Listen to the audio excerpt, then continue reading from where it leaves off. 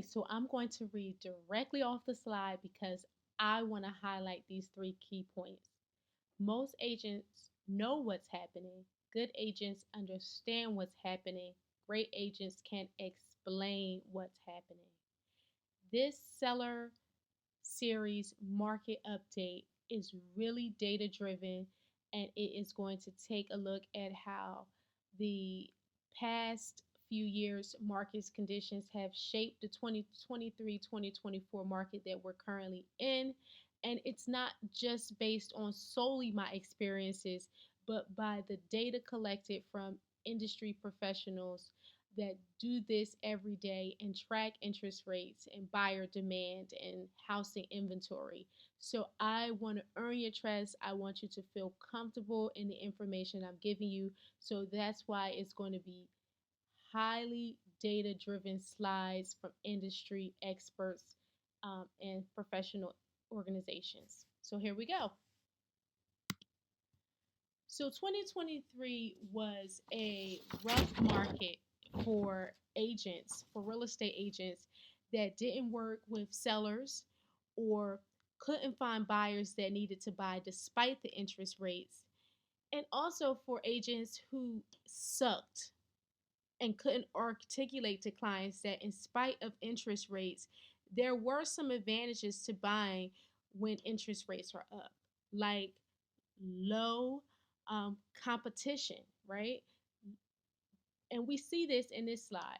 72% of buyers pause their decision to buy because of mortgage rates. So people who decided to hold on to their search to find a home were able to negotiate with sellers and were receiving seller assistance on closing costs and interest rate buy downs.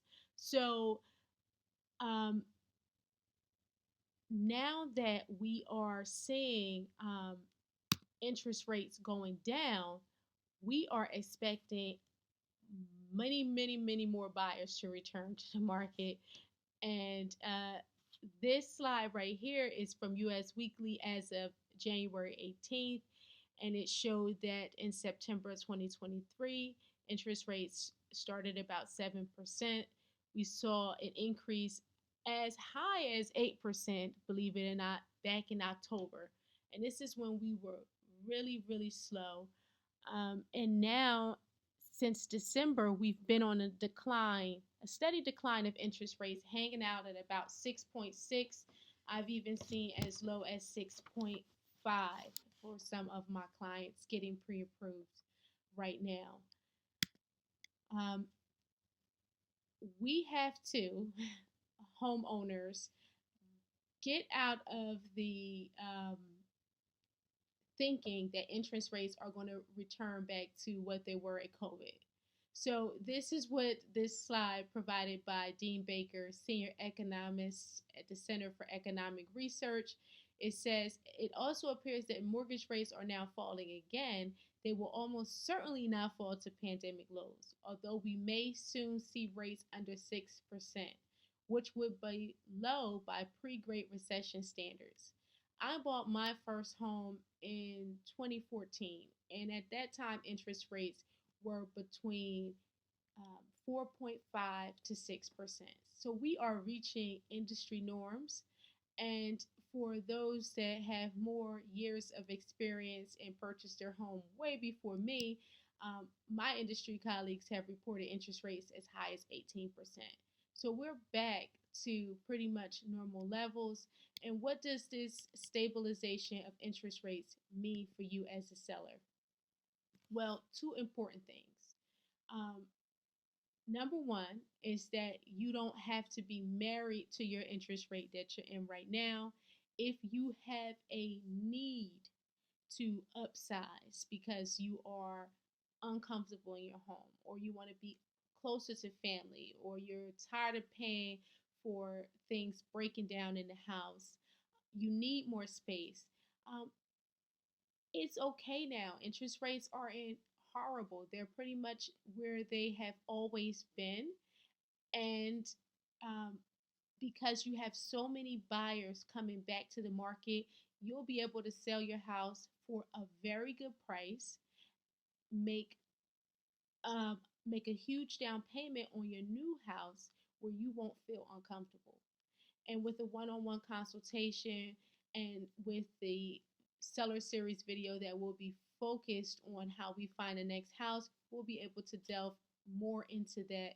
But I don't want to lose track that we're talking about just the market conditions right now. So the spring market, I want to say it has already started. It's come early. Since the holidays have ended, we are seeing buyers coming back out, buyers rushing to get pre approved, buyers working hard to get their offers accepted against other competing buyers. So, this is especially good for you as a seller who is contemplating coming on the market right now. You'll stand to get top dollar for your house and have a large payment to put on a new home if you are looking to upsize or downsize. So again, classes in session, when we have low interest rates, low supply, it's a optimal market for people looking to sell. How low is low inventory? Well, let's look at some counties throughout New Jersey and see what inventory looks like in those areas.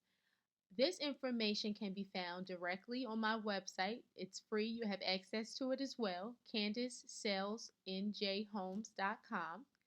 And you'll come initially to my home screen, but to get to the screen that you see here, you would just click Market Insider. You then type in the zip code in which you want to find out more information about. I've started with Lawrence Township, New Jersey, that's in Mercer County. Right now, it has 61 active listings. I want to point out that this is an inflated number because it also includes listings that are coming soon, so not quite available, and those that have already found buyers and went under contract. So even though it says 61 active listings, there's really a lot less.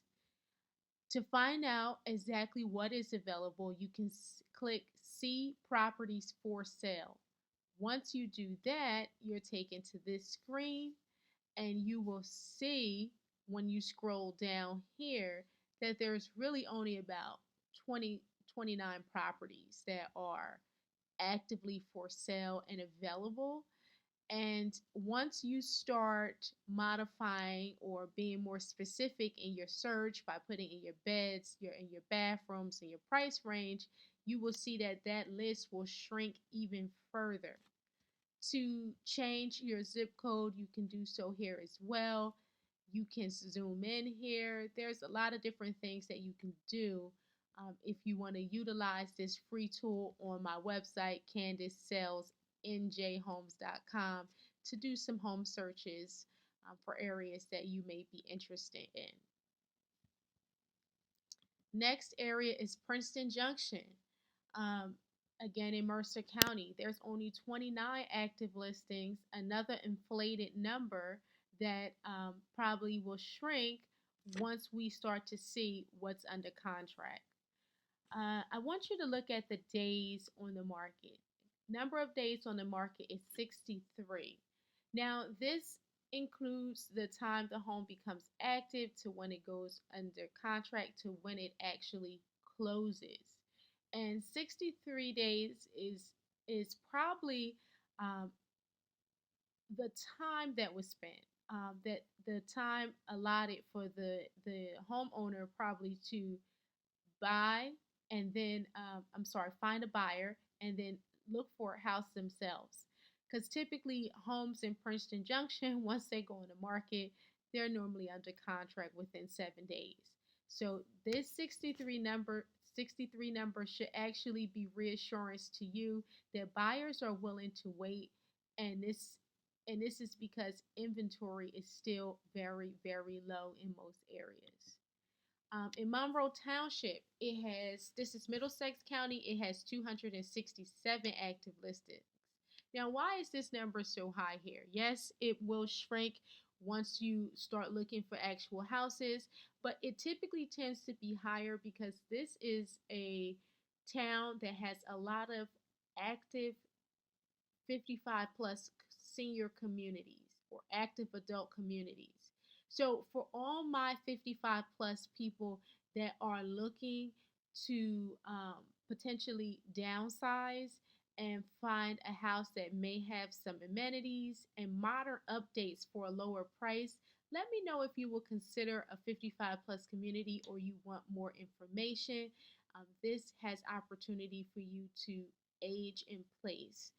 So let me know. Again, this is a great opportunity for people who want to sell and move to a 55 plus community. It will definitely increase your pool of inventory substantially, and you probably can even pay off your home with the sale of your current one. Plainfield, New Jersey, Somerset County, it has 78 active listings. Again, 58 days on market, and I know a lot of that is from um, buyers getting time to find suitable housing. And again, we will touch on um, helping you find your house, the tips and tricks to do so while you have your home for sale in the next video. Burlington County has 82 listings, again, 59 days on market. And again, you can use this tool on your own. So, what can we expect going forward with interest rates now that we know that rates have a profound effect on buyers being in the market and had probably something to do with a lot of the reason why you have hesitated to sell because you have had such a great interest rate. You can expect more cuts according to Goldman Sachs. We now forecast 3 consecutive cuts in March, May, and June to reset the policy rate from a level that Powell has recently taken to describing as well into restrictive territory rather than just restrictive. Um, with that, can you time the market? Probably not. But what you can plan for is that if you have interest in selling in the next couple months, if you start the planning process now, put your home active between March and May, you can probably find a good interest rate that you're able to rely on and lock in for a closing date in May through June or July.